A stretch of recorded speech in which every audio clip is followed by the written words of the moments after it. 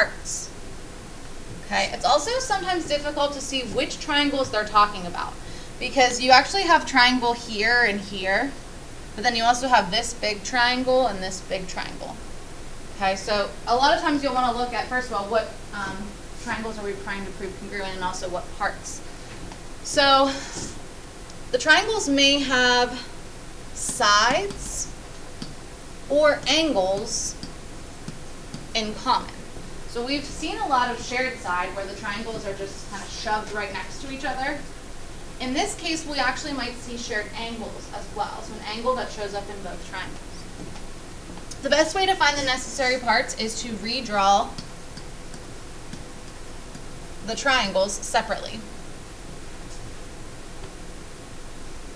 So example 1, we're just going to practice redrawing these two triangles that they tell us which ones, and then identify shared parts. So I'm going to actually show, I'm going to highlight the one. So DFG is this one, which is in red. And then we're also going to redraw EHG. Now when you redraw them, it doesn't have to look perfect. Like mine always look pretty bad. They don't look congruent. But as long as you label them with the letters, you'll be fine. So the red one,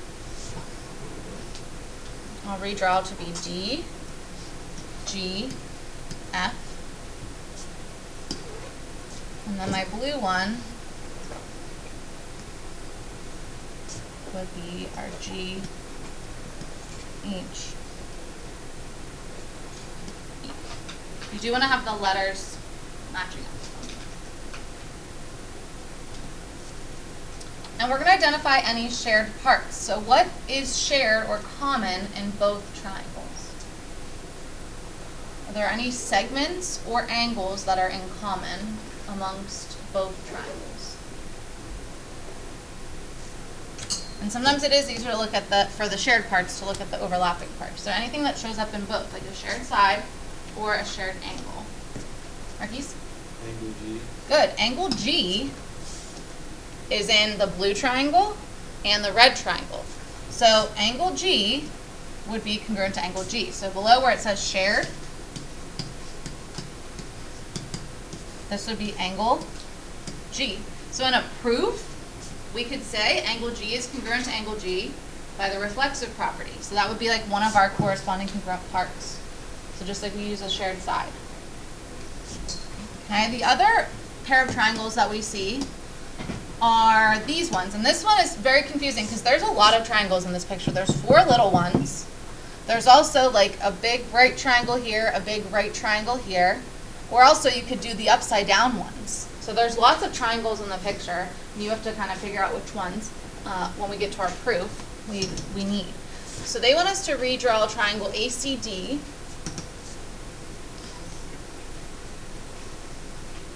And BDC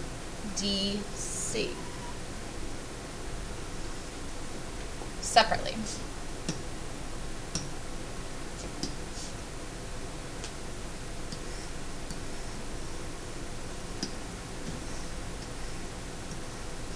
And then we would want to label these with letters.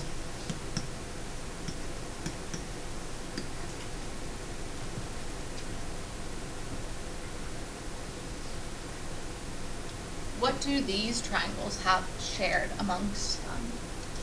An angle or a side, and if so, which angle or side? Side CD.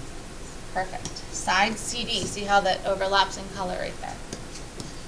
So if this were a proof we were doing, we would say segment CD is congruent to segment CD, reflexive property of congruence. So it's a shared side. We're used to seeing a shared side be in the middle. But a shared side can also be when they overlap, that it's the same length and it's showing up in both. Okay. So, not a long lesson today. We're just doing 2 proofs on the back. But what can get confusing is when there are pictures like this to know which triangles are you redrawing. Okay, so sometimes you will have to figure out using context clues which ones that you're redrawing. All right, so we have a nice little 4-liner. Which from yesterday's like 9-line proof seems a little bit better, right? So to know which triangles to redraw, because right now you should see like there's a triangle here and here. There's also a big one and a big. So before you start drawing them separately, you want to look at the given information, and that will kind of indicate which ones to redraw. So it tells me angle ZXW. So angle ZXW would be that angle. So sometimes you want to mark it on the combined picture first. So what triangle is that in? Well, that's in this big one, but it's also in this little one too. So let's go ahead and look and see what else they give me. Is congruent to YWX. Okay, so I'm thinking it's the two slanted big triangles that are overlapping. And then they also tell me ZWX. This is where it'll get confusing. ZWX is actually this whole angle. And that's why I say redraw them separately, which we're going to do in a second. ZWX is that whole angle, is congruent to YXW, which is this whole angle. So that's indicating to me that it has to be these big triangles. So I'm going to redraw triangle ZWX, and I'm going to redraw YWX over here, somewhere in the blank space that you have.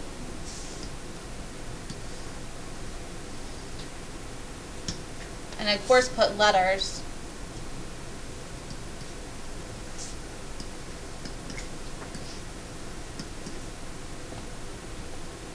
on them. And then as soon as you have those redrawn, let's mark those pictures with our congruent given statement.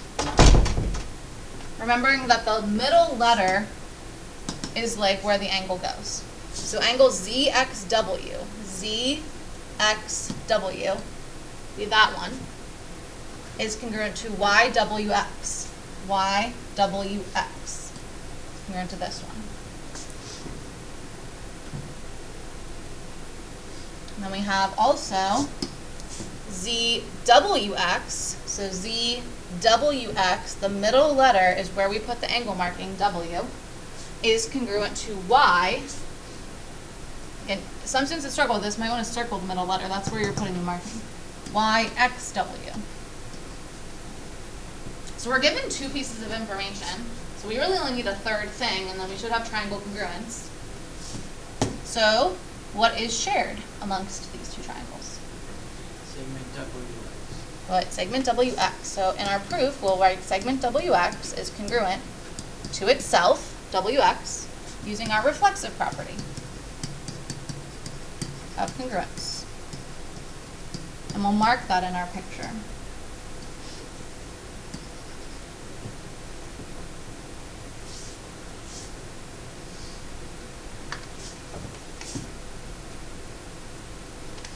Now we're asked to prove that segment ZW is congruent to YX, which again, that's a part of a triangle, which means we're probably using CP-CTC, corresponding parts of congruent triangles are congruent. Remember, you cannot use that until we say the triangles are congruent. So we should have triangle congruence. Which type do I have? What type do I have? Kel? Side Hmm? angle side. Or angle side angle. Angle, side angle. Very good. We want to go ahead and write our triangle congruence statement. So again, the first one doesn't matter how you order it. The second one just has to match up. I like to go like 0 markings, 1 marking, 2 marking, like numerical. So let's go ZXW is congruent to, and then in the second triangle you want to follow the same pattern, 0, 1, 2, so YWX. And that's by angle, side angle. Congruence.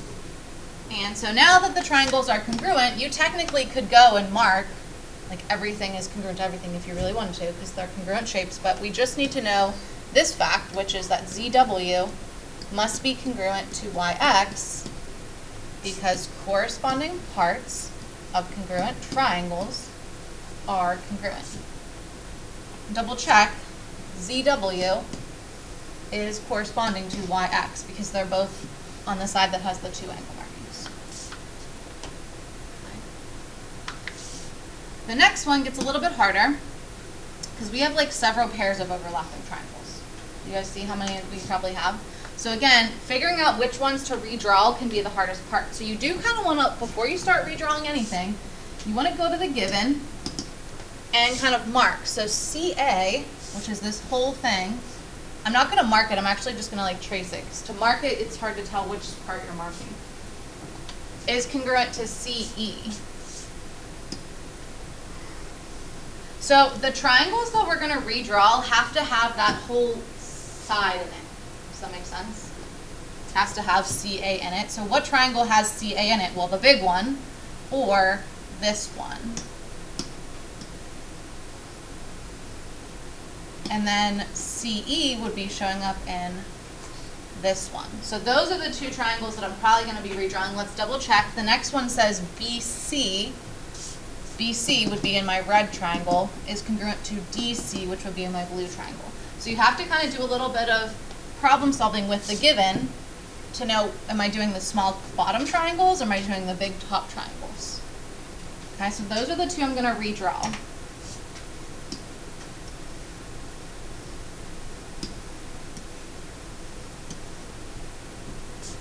And we'll label them again. A, D, C, the blue one, and C, B, E. Colors help, so if you guys want to use colored pencils, highlighters, whatever, to trace the triangles before you redraw them, it definitely helps. You'll see on the board, and it may benefit you on your own paper. And then once you have them drawn separately, go ahead and mark the given. So segment CA is congruent to segment CE. Now, if you redraw the wrong triangles, I should also mention this. If you were to redraw the wrong ones, when you go to mark the given, you'll realize that you don't have that side to mark. So usually you'll go back and readjust. Then they tell us BC, which is this one, is congruent. Oh, no. BC is this one. DC is that one. I really should fix these letters.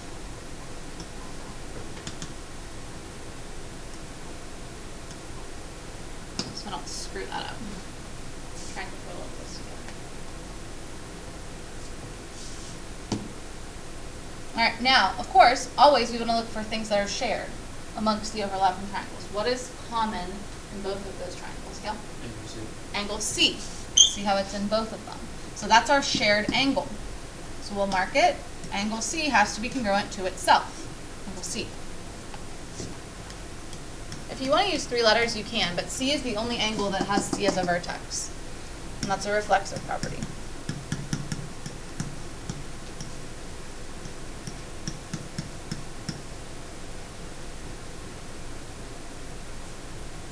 And then what type of triangle congruence do we have? Helen? Good. Side, angle, side. Side, angle, side. So we'll say that the triangles are congruent. Again, you have to pick how you name them. So maybe I'll go ACD is congruent to ECB. By side, angle, side. And then they want us to prove that AD is congruent to BE. Well, yeah, those are corresponding parts, so they have to be congruent since the triangles are congruent. So segment AD is congruent to segment BE by C, P, C, T, C.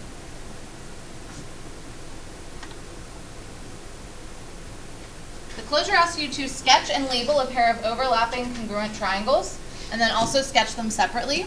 So kind of get creative if you want to do one like one of the other examples, but try and sketch a pair of triangles that would be overlapping, that have something in common, and then also sketch them separately. And I would put letters on them